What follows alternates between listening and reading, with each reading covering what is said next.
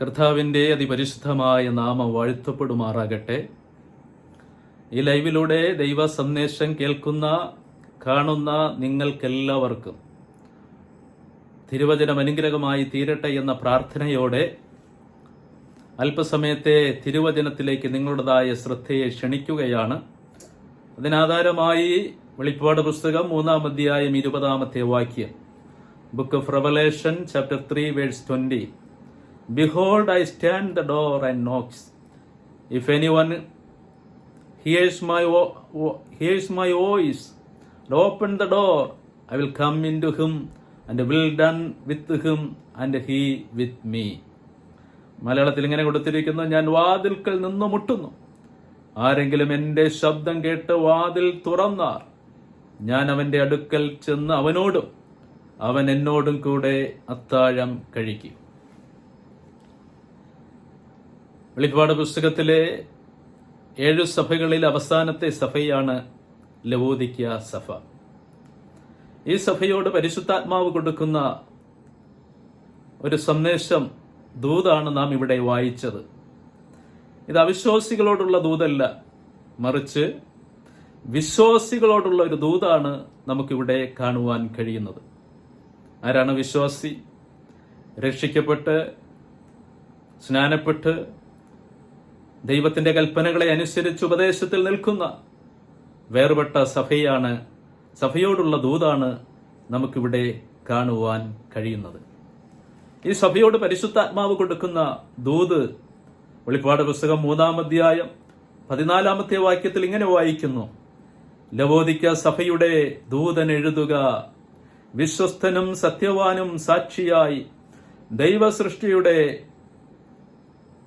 ആരംഭമായ ആമേൻ എന്നുള്ളവൻ അരുളി ചെയ്യുന്നു. എന്താണ് പരിശുദ്ധാത്മാവ് ഈ സഭയോട് അരുളി ചെയ്യുന്നത്? 3-ാം അധ്യായം 15-ാമത്തെ വാക്യം അവിടെ വായിക്കുന്നു, ഞാൻ നിന്റെ പ്രവൃത്തി അറിയുന്നു, നീ ഉഷ്ണവാനുമല്ല ശീതവാനുമല്ല. ശീതവാനോ ഉഷ്ണവാനോ ആയിരുന്നാൽ കൊള്ളാമായിരുന്നു. പരിശുദ്ധാത്മാവ് വീണ്ടും കൊടുക്കുന്നു, 3-ാം അധ്യായം 16-ാമത്തെ വാക്യത്തിൽ ഇങ്ങനെ വായിക്കുന്നു, ഇങ്ങനെ ശീതവാനുമല്ല ഉഷ്ണവാനുമല്ല, ശീതോഷ്ണവാനാകയാൽ നിന്നെ എന്റെ വായിൽ നിന്ന് ഉമിഴ്ന്നു കളയും. ഈ സഭയുടെ ചരിത്ര പശ്ചാത്തലത്തിലേക്ക് നാം കടന്നു ചെന്നാൽ, കൊലോസ് പട്ടണത്തിന് 8-9 കിലോമീറ്റർ വടക്ക് പടിഞ്ഞാറായി കിടക്കുന്ന സ്ഥലമാണ് ലവോദിക്യ. ഈ കൊലോസ് പട്ടണം വളരെ പ്രശസ്തമായ അല്ലെങ്കിൽ കീർത്തി കേട്ട ഒരു പട്ടണമാണ് എന്ന് നമുക്ക് കാണുവാൻ കഴിയുന്നു. ഈ കൊലോസിലെ പട്ടണത്തെക്കുറിച്ച് നാം പഠിച്ചാൽ, ഇവിടെ മെഡിക്കൽ കോളേജ്,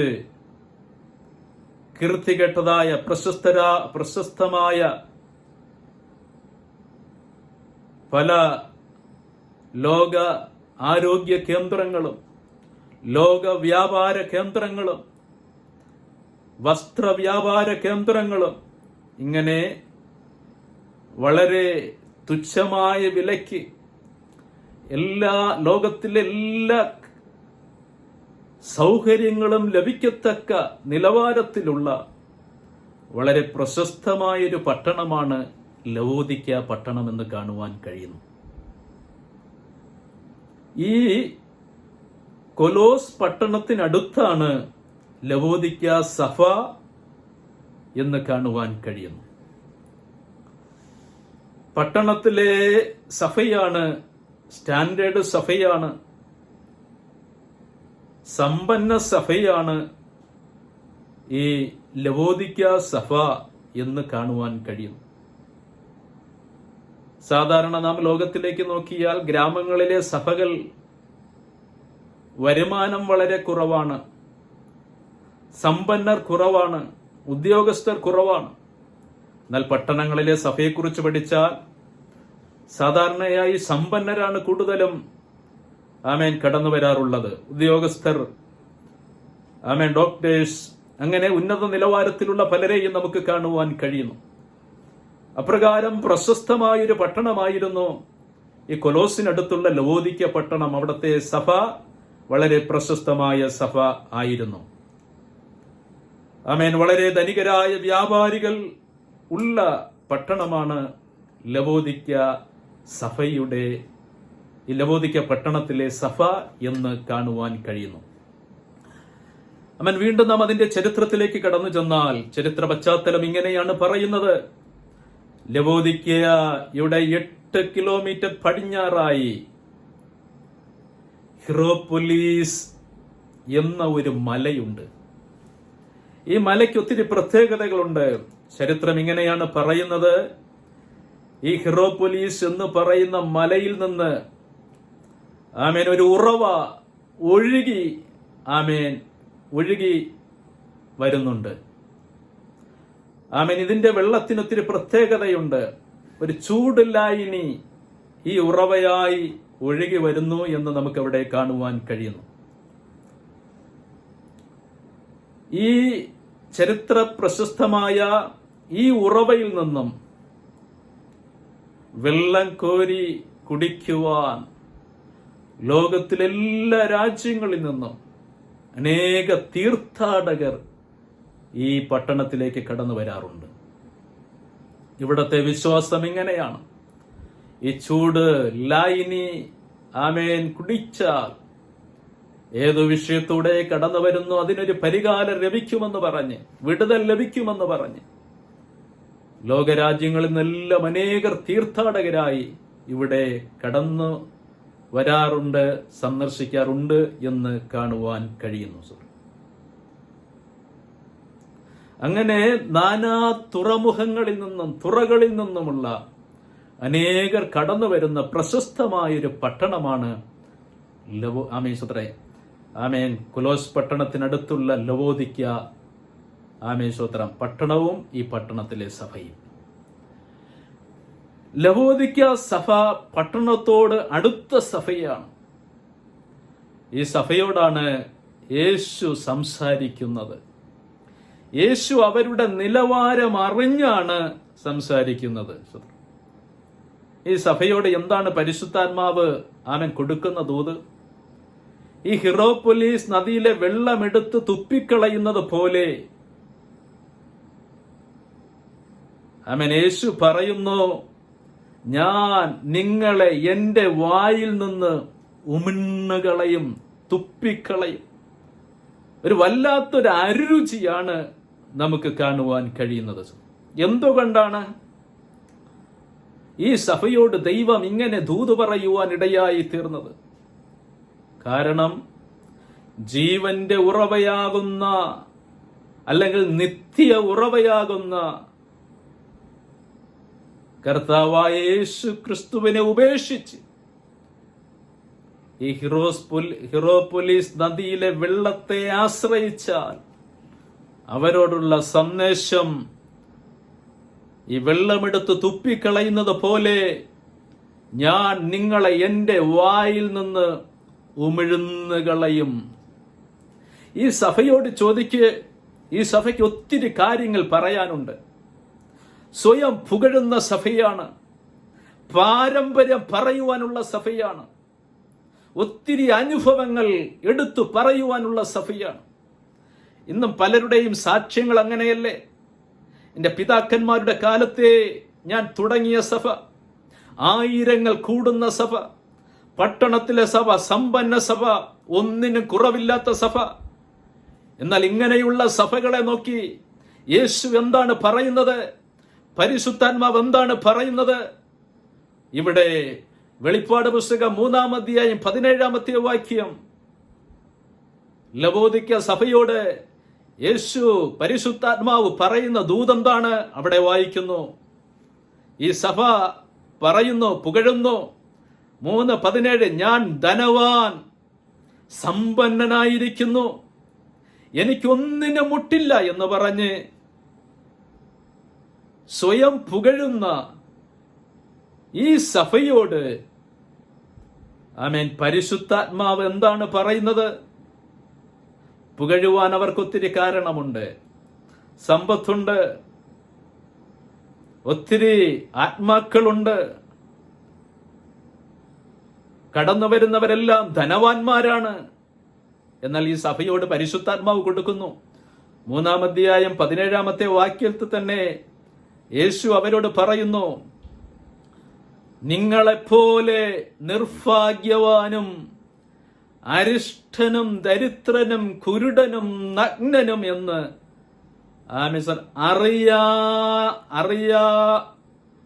അറിയാതിരിക്കയാൽ അവർ പറയുന്നു, ഞങ്ങൾക്കൊന്നിനും മുട്ടില്ല.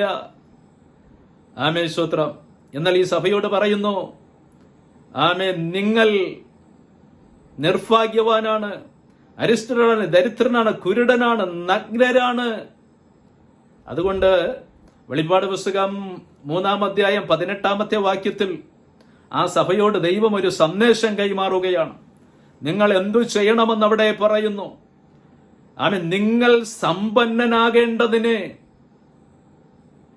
തീയിൽ ഊതിക്കഴിച്ച പൊന്നും നഗ്നതയുടെ ലജ്ജ വെളിപ്പെടാതെ ധരിക്കേണ്ടതിന് വെള്ളയുടുപ്പും നിനക്ക് കാഴ്ച ലഭിക്കേണ്ടതിന് കണ്ണിലെഴുതുവാൻ ലേപവും എന്നോട് വിലയ്ക്ക് വാങ്ങുവാൻ പരിശുദ്ധാത്മാവ്, അല്ലെങ്കിൽ ഞാൻ ബുദ്ധി ഉപദേശിക്കുന്നു, ബുദ്ധി പറയുന്നു.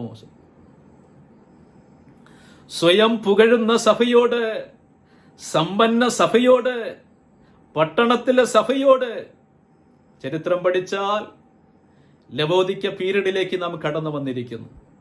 7 സഭകളും പെന്തക്കോസ് നാൾ മുതൽ കർത്താവായ യേശുവിന്റെ 2ാമത്തെ മടങ്ങിവരവ് വരെ എന്തെല്ലാം ലോകത്തിൽ സംഭവിക്കുമോ ആ വിഷയങ്ങളിലൂടെയെല്ലാം 7 സഭകൾ കടന്നു പോകുന്നുവെന്ന് കാണുവാൻ കഴിയുന്നു. നാം അവസാനത്തെ സഭയായ ലവോദിക്ക പീരീഡിലേക്ക് കടന്നു വന്നിരിക്കുന്നു. ഈ സഭയോട് പരിശുദ്ധാത്മാവ് പറയുന്നു, ശീതവാനുമല്ല ഉഷ്ണവാനുമല്ല. ഇന്നത്തെ ആത്മീക അന്തരീക്ഷം അതല്ലേ? ആത്മീക നിലവാരം അതല്ലേ? ഒരു ഭാഗത്ത് ഉണർവ് നടക്കുന്നു, മറുഭാഗത്ത് സഭകൾ തകർന്നുകൊണ്ടിരിക്കുന്നു. ഒരു ഭാഗത്ത് സത്യവചനം ശുശ്രൂഷിക്കുന്നു, മറുഭാഗത്ത് ദുരുപദേശങ്ങൾ കുന്നുകൂടിക്കൊണ്ടിരിക്കുന്നു. ഒരു ഭാഗത്ത് ജനം ദൈവസന്നിധാനത്തിൽ നിലവിളിക്കുന്നു, പ്രാർത്ഥിക്കുന്നു, ക്രിസ്തുവിലൂടെയുള്ള വിടുതലുകൾ പ്രാപിക്കുന്നു. മറുഭാഗത്ത് ലോകത്തിന്റെ മായകളിലേക്ക്, ആമേൻ, ലോക മേഖലകളിലേക്ക് സഭ വഴുതിക്കൊണ്ടിരിക്കുന്നു. ഈ കൃപായുഗത്തിൽ ആയിരിക്കുന്ന സഭയോട് പരിശുദ്ധാത്മാവ് പറയുന്നു, ശീതവാനോ ഉഷ്ണവാനോ ആയിരുന്നുവെങ്കിൽ കൊള്ളാമായിരുന്നു. ഒന്നേ നീ ശീതവാനായിരിക്കുക, അല്ലെങ്കിൽ ഉഷ്ണവാനായിരിക്കുക. ആടുന്ന വേലിയും ചായുന്ന മതിൽ പോലെ വചനം പറയുന്ന, ഇരുവള്ളത്തിൽ കാല് ചവിട്ടുന്നവൻ, ആമേൻ, പരാജയപ്പെടുവാനിടയായിത്തീരും. ഒന്നേ സത്യത്തിന് വേണ്ടി തല പോകേണ്ടി വന്നാലും നേരോടെ നിൽക്കുക, അല്ലെങ്കിൽ സത്യം ത്യജിച്ച് ലോകത്തിന്റെ വഴിയിലേക്ക് നടക്കുക. ഈ സ്വയം പുകഴുന്ന ഈ സഭയോട് പരിശുദ്ധാത്മാവ് കൊടുക്കുന്നു. ലവോദിക്ക സഭയോട് പരിശുദ്ധാത്മാവ് പറയുന്നു, 18-ാമത്തെ വാക്യത്തിൽ വായിച്ചു, നീ സമ്പന്നനാകേണ്ടതിന് തീയിൽ ഊതിക്കഴിച്ച പൊന്നും നിന്റെ നഗ്നതയുടെ ലജ്ജ വെളിപ്പെടാതെ ധരിക്കേണ്ടതിന് വെള്ളയുടുപ്പും നിനക്ക് കാഴ്ച പ്രാപിക്കേണ്ടതിന് കണ്ണിൽ എഴുതുവാൻ ലേപവും എന്നോട് വിലയ്ക്ക് വാങ്ങുക. ലവോദിക്ക സഭ, പട്ടണത്തിലെ സഭ, പണമുണ്ട്, സ്തോത്ര കാഴ്ചയുണ്ട്. ചെറിയൊരു രോഗം വന്നാൽ, ചെറിയൊരു പ്രശ്നം വന്നാൽ യേശുവിന്റെ സന്നിധാനത്തിൽ ഇരുന്ന് പ്രാർത്ഥിക്കുന്നില്ല. മൾട്ടി സ്പെഷ്യാലിറ്റി ഹോസ്പിറ്റലിലേക്ക് അവർ കടന്നു പോകുന്നുണ്ട്. എല്ലാവിധമായ ചികിത്സകളുമുണ്ട്. കാരണം പണമുള്ളത് കൊണ്ട് ലോകത്തിലെ ഏത് മേഖലകളിലേക്കും കടന്നു പോകുവാൻ അവർക്ക് കഴിയുന്നുണ്ട്.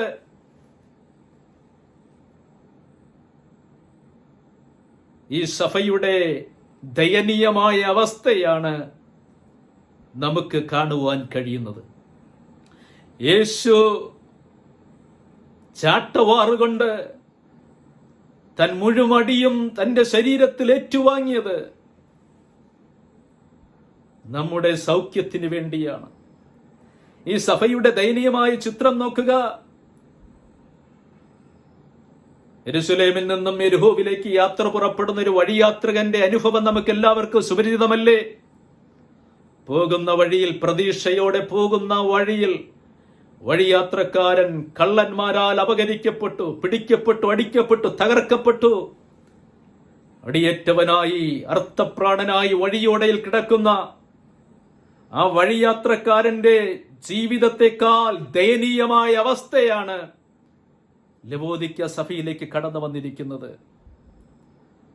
ആ വഴിയാത്രക്കാരനോട് ചോദിക്കുക, ശരീരം മുഴുവനും അവൻ മുറിവേറ്റവനാണെങ്കിലും അവന്റെ കണ്ണിന് കാഴ്ച നഷ്ടപ്പെട്ടില്ലായിരുന്നു.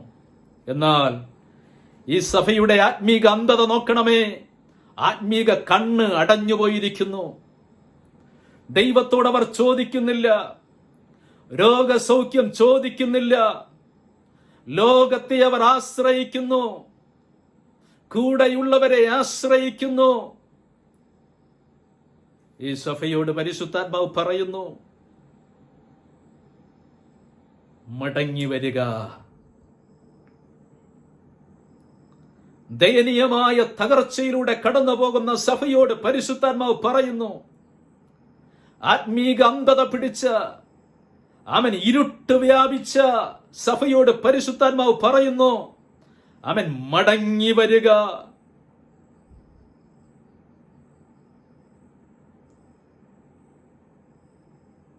ഈ താണലോകത്തിലേക്ക് ദാസരൂപമെടുത്ത കർത്താവായ യേശു ക്രിസ്തു കടന്നു വന്നത്, തന്റെ അവസാന തുള്ളി രക്തവും കൊടുത്ത് നമ്മെ വിലയ്ക്ക് വാങ്ങിയത് നിന്റെയും എന്റെയും പാപസൗഖ്യത്തിന്, രോഗസൗഖ്യത്തിന്, സകല ശാപത്തിൽ നിന്നും വചനം പറയുന്നു, അവന്റെ അടിപ്പിണരുകളാൽ നിങ്ങൾക്ക് സൗഖ്യം വന്നിരിക്കുന്നു. ഈ സന്ദേശം കേൾക്കുന്ന നിന്നോട്, ആമേൻ, കുടുംബത്തോട് ആത്മാവ് പറയുന്നു, ഇന്നും നീ ലോകത്തെയാണോ ആശ്രയിക്കുന്നത്? മനുഷ്യനെയാണോ ആശ്രയിക്കുന്നത്? ലവോദിക്ക സഭയെ പോലെ കാഴ്ച നഷ്ടപ്പെട്ട അനുഭവമാണോ? യേശുവിലേക്ക് മടങ്ങി വരുവാൻ നാം തയ്യാറായാൽ നമുക്ക് വേണ്ടി കർത്താവ് അത്ഭുതങ്ങളെ ചെയ്യുവാനിടയായിത്തീരും. ഈ സഭയോട് പരിശുദ്ധാത്മാവ് കൊടുക്കുന്ന ദൂത് വെളിപ്പാട് പുസ്തകം 3:20 നാം വായിച്ചു, ഞാൻ വാതിൽക്കൽ നിന്ന് മുട്ടുന്നു, ആരെങ്കിലും എന്റെ ശബ്ദം കേട്ട് വാതിൽ തുറന്നാൽ ഞാൻ അവന്റെ അടുക്കൽ ചെന്ന് അവനോടും അവൻ എന്നോടും കൂടെ അത്താഴം കഴിക്കും. യേശു മകനെ, മകളെ, സഹോദര, സഹോദരി, യേശു നിന്നെ വിളിക്കുന്നു. നീ പ്രശ്നത്തിലൂടെ കടന്നു പോകുന്ന ഒരു വ്യക്തിയാണോ? തകർച്ചയിലൂടെ, പരാജയത്തിലൂടെ, വേദനയിലൂടെ, രോഗത്തിലൂടെ പോകുന്ന വ്യക്തിയാണോ? കയ്യിലുള്ള കാശ് മുഴുവനും കൊടുത്തിട്ടും രോഗം സൗഖ്യം വരാത്ത വ്യക്തിയാണോ? ഈ ലൈവിലൂടെ പലയിടങ്ങളിൽ, രാജ്യങ്ങളിൽ കേൾക്കുന്ന ആമേൻ, നിന്നോട്, കുടുംബത്തോട്, വ്യക്തിയോട് ആത്മാവ് പറയുന്നു, ഫുള്ളി ട്രസ്റ്റ് ഇൻ ഗാഡ്. യേശുവിൽ പൂർണ്ണമായി ആശ്രയിച്ചാൽ നിന്റെ ജീവിതം ധന്യമായി തീരും. വചനം പറയുന്നു, ഞാൻ വാതിൽക്കൽ നിന്ന് മുട്ടുന്നു, എന്റെ ശബ്ദം കേട്ട് വാതിൽ തുറന്നാൽ ഞാൻ അവനോടും അവൻ എന്നോടും കൂടെ അത്താഴം കഴിക്കും. ഈ സന്ദേശം നിങ്ങൾക്ക് അനുഗ്രഹമായി, വിടുതലായി മാറട്ടെ എന്ന് പ്രാർത്ഥിക്കുന്നു. ദൈവം നിങ്ങളെ അനുഗ്രഹിക്കട്ടെ. ആമേൻ.